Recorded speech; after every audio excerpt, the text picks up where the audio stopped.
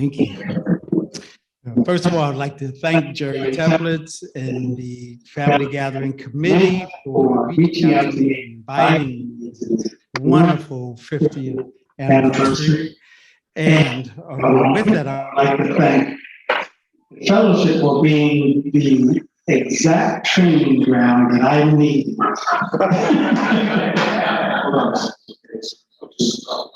The training continues.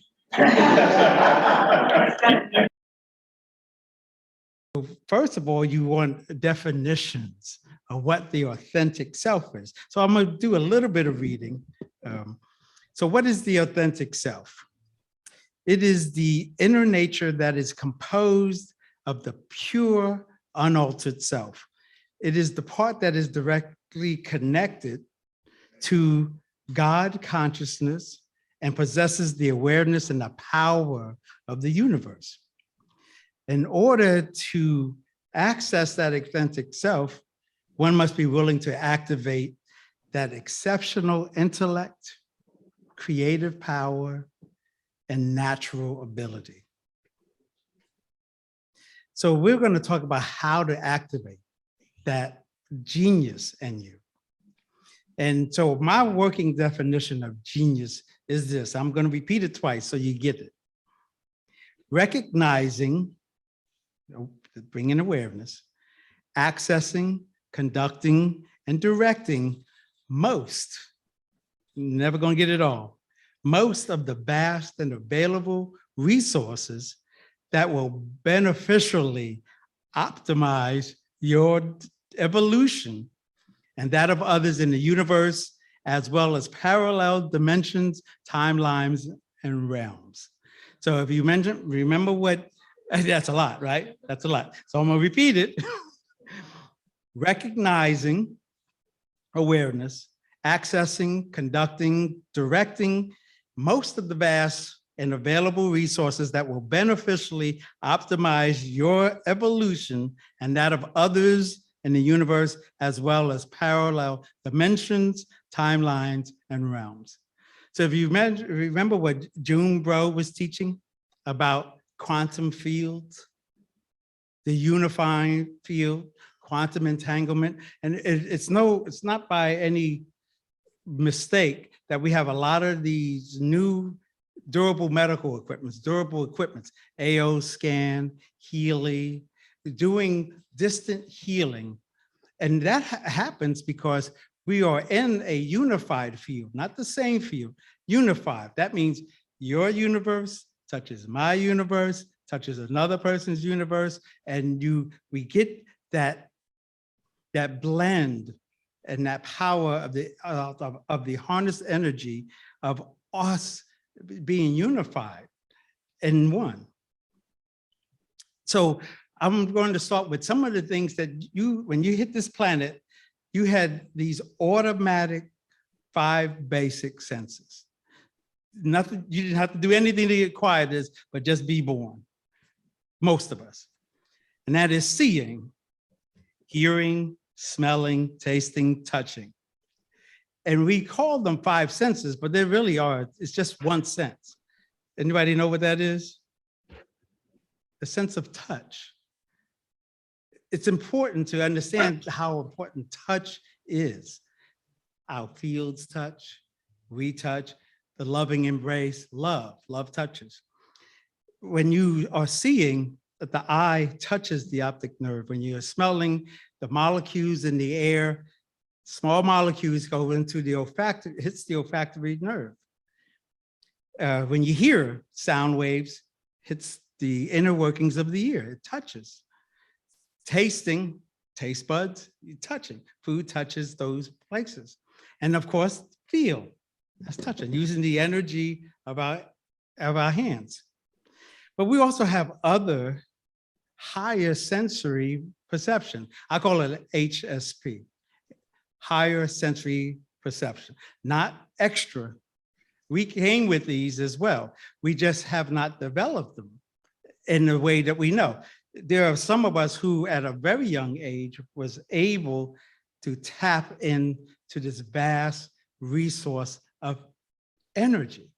And that's what I call the genius in you accessed, right? You recognize that it was there, conducted, you want to call it manipulation, you manipulated, did it with your hands. All of those gifts are here. They are in you, and some of those are highly developed, and some of those are undeveloped. So what prevents us from us activating our genius in its totality? Survival. We are life forms that have hit this planet, and despite of what society tells you, you do matter. You are matter. You are energy. You are protons and electrons of different stuff. So you do matter. So the survival to maintain yourself on this planet is a distraction. It can be distorted. What about politics? By its very nature, it takes us, it divides us. Pamela Bro mentioned that. The division in the world that happens is a distraction to what our authentic self really is. And I want us to kind of think in a way, and want you to consider that we want to be in a frame of mind that is about and instead of or. So Pamela Bro mentioned tradition and ritual and innovation. And she mentioned that, wouldn't it be nice, isn't it beautiful that we have a way that we can bridge both aspects, the tradition, that which is our foundation, the ritual, which is our foundation, and add innovation to it. So that it's a blend and it's unified and not an or, but an and. We can keep collecting information, we can keep accessing information, and we can hone those abilities to do and be beneficial to ourselves, for our evolution, and for the evolution of others. So the DNA, our DNA structures are built by opening up our heart center. Our personal blueprint in life means we're going to go on different journeys. We're going to have lots of different experiences, and we have a lot of shared experiences. In fact, that's our memory. That's how I'm able to carry all of you wherever I go, because each and every one of you have given me, have been a model and a mentor for what I bring to that other side of the water, to my teachings, to doing healing work and Reiki mastership, and teaching others about Reiki mastership and how to heal people from across the way. And that I got here at the fellowship, the training ground. Now, I did not personally know Paul Solomon, but Paul Solomon is in each and every one of you that has known him, right? I mean, you think of Paul Solomon, and all of a sudden a flood of information and stories happen to you, right? And so you pass that on, and so I get that.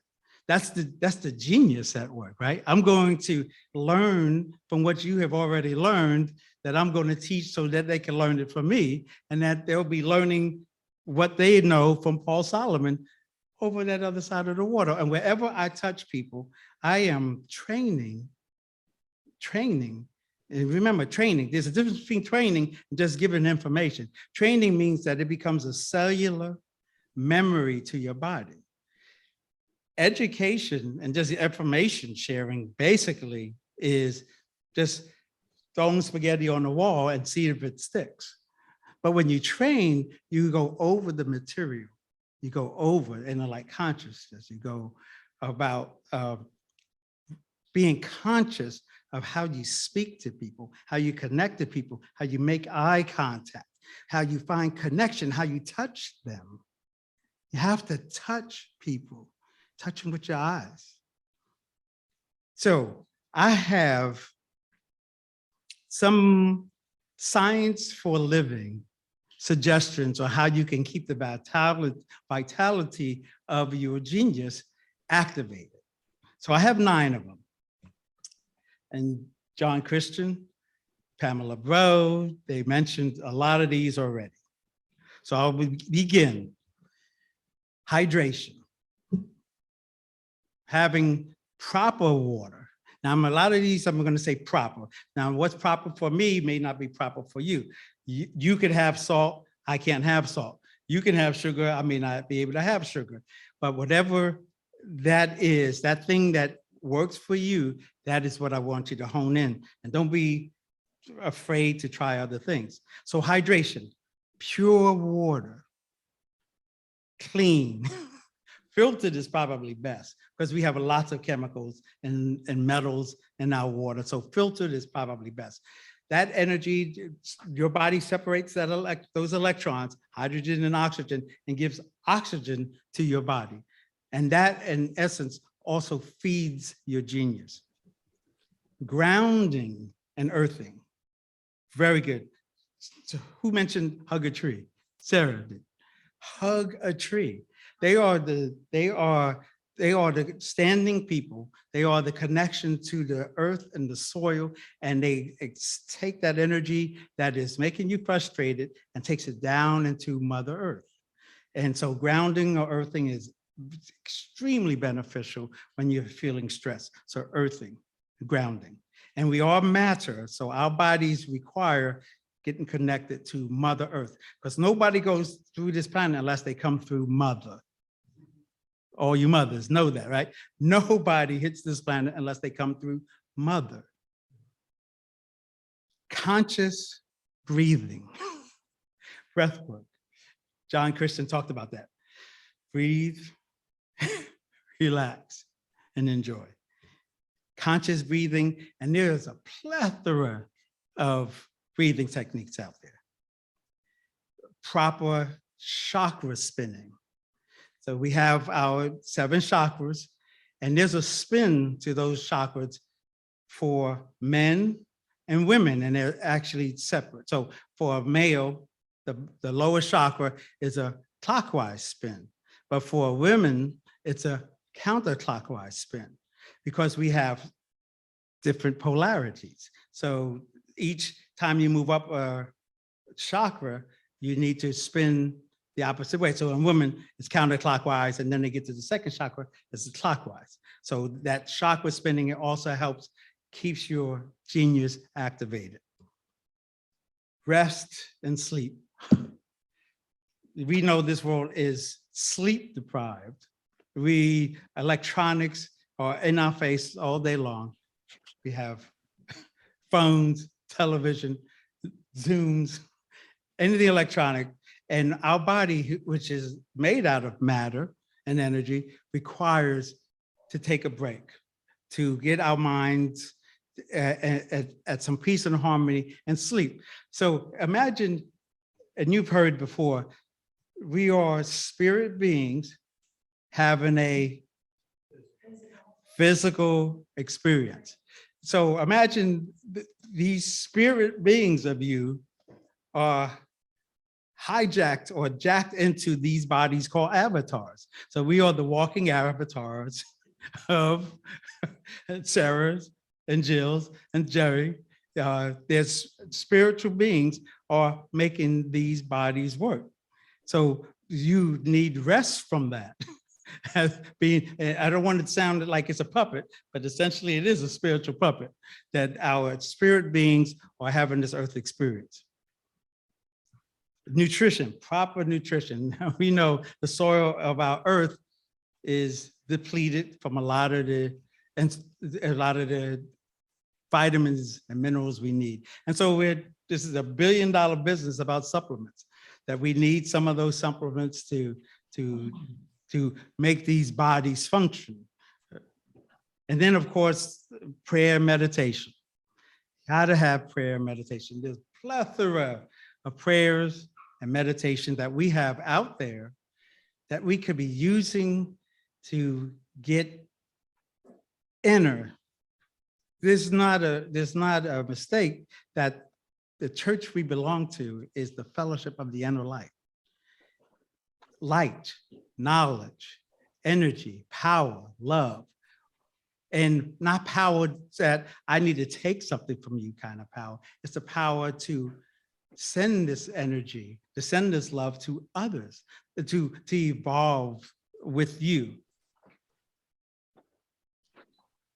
And number 8, sunlight, Pamela Bro mentioned it, sunlight and moonlight. Those energies, feminine energy, the masculine energy, our bodies require that. You may not think so, but go on a planet where there is no sun in these bodies, nothing grows. You need the sun. There's lots of energy and vitamins that come from the sun. Consequently, the moon also has its own light. And it's amazing that Pamela brought that out, that it doesn't just reflect the sun, it has its own energy. It has its own feminine energy that we all need. We need that polarity. We need to feel whole. And then the 9th, which I think is my all-time favorite, is the sense of gratitude. To understand that not only that you have access to a vast energy, a field, unified. Each one of you, we can tap into each other. But to know that you are blessed to be being on top of the earth right now, walking and talking and having an experience now, and to be grateful that you have, for most of us who have our 5 senses, but most of us who has a higher sensory perception. And those are the things like clairvoyancy, telepathy, being able to heal across the planet. And we've done a lot of work in Hampton to get people to understand and to connect, to say that you are a genius. You are a genius. You can be a genius. And it isn't just intellect. It's about being able to access the vast resources that we have, not only in nature, but we can call upon, and Pamela Rose said it again, we can call upon ascended masters, Master Yeshua, Yahweh, the archangels, angels of sanctification, the brotherhood of light, the sisters of light. All of those beings are available to assist us wherever we may go. We can call upon them even when we are at our physical wit's end. We have access. That is the genius that is inside of all of us. He mentioned ascended masters. We stood up on the stage. He said, now we're ascended masters. I loved it because I was like, someone's going to talk about that. I was going to talk about that. And so I was so excited to watch Pamela and the way that she did it with such energy and vigor that I knew I was in sync with the great master, because the way she delivered it, she did my whole talk for me. All I had to do was remind you all what Pamela said, right?